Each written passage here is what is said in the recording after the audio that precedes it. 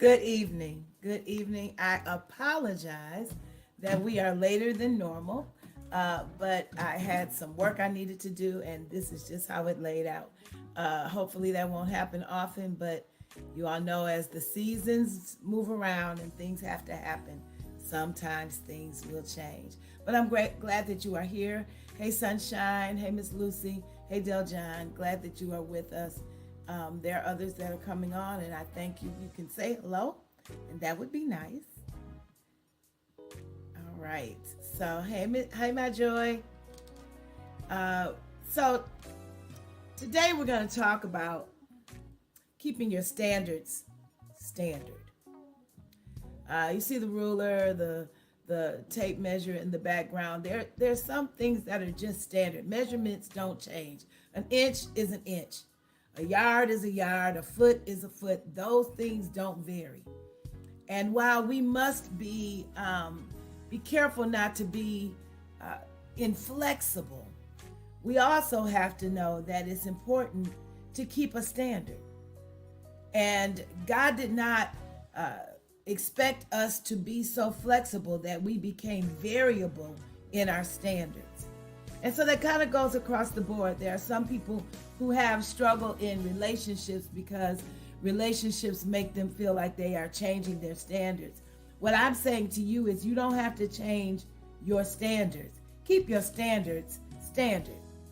Now, if you're struggling with keeping your standards standard, that's not anybody else's issue but ourselves. We've got to make sure that we know what our standard is and that we keep that standard.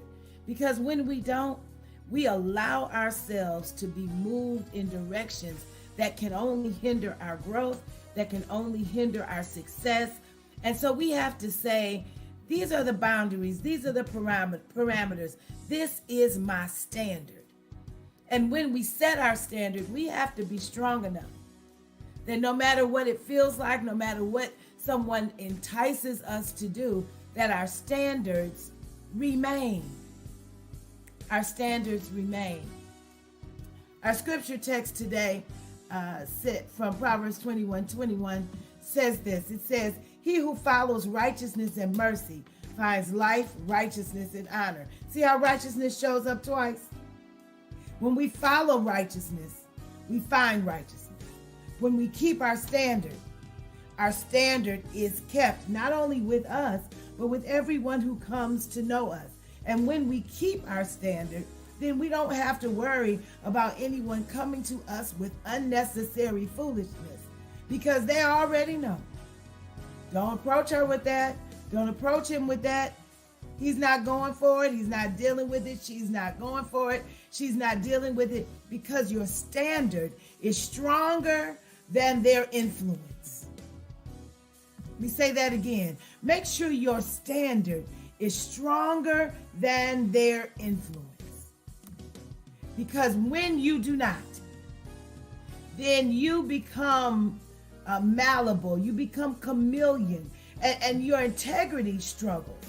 When your integrity begins to struggle, then people, even yourself, you don't know how to count on you. So, are we going to all have some issues? We all going to have some places where we could be tighter on our standard? Absolutely. Some of us need to be that way in relationships. We allow stuff we should not. We allow people to deal with us that we should have said no to a long time ago. We get caught up in our feelings, and emotions don't have a brain. So when we get caught up in those, our standards can suffer. But we got to remember who and whose we are and establish a standard, because it's the standard that's going to keep us. It's the standard that's going to give us that ability to say no and mean that it's a complete sentence. That it's the standard that's going to help us say, I'm no longer going to be moved or thrown off my goals, off my journey. I'm no longer going to be thrown off by the things other people do. I'm keeping my standard. And so when we can do that, then we no longer have to worry about whether or not we're perceived the way we should be. because righteousness and living a righteous life. I didn't say a perfect life. I didn't say even a sin-free life. We do want holiness, but we know that we live in the world, and sometimes that world stuff gets on us. But our standards ought to line up with the standards of God. And when we set our standards, I didn't say be judgmental. Let me go back. Let me circle back around to that. Don't be judgmental. The standard you have is yours. And we don't have the right to impose our standard on anybody else. All that we are supposed to do is to make sure that we live out our standard. So I wanted to make sure I came back around to that. I don't want anybody saying, Pastor V said, I don't have to deal with you because you're not my standard. Nope. I said that your standard is yours. And you can't tell anyone else what their standard is. But when you walk out your life, knowing that you have kept your standard, even if it means that some people don't want to be around you, even if it means you got to make some decisions that may seem hurtful, they're not hurtful if you're keeping a standard.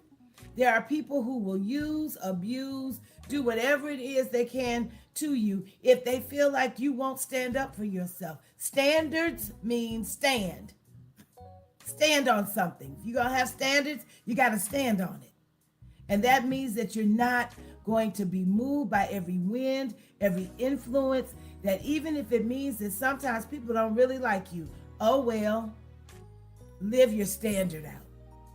And know that when you live with righteous standards, that even if there are people who don't get it, people who don't really want to be around you, like I just said, people who want to tell you that you're different or whatever, the standard remains. And so they can either get with the program, they can hang on or hang up, as my cousin said to a girl once. Standards matter. So keep your standards standard. Stand on them. Don't be moved.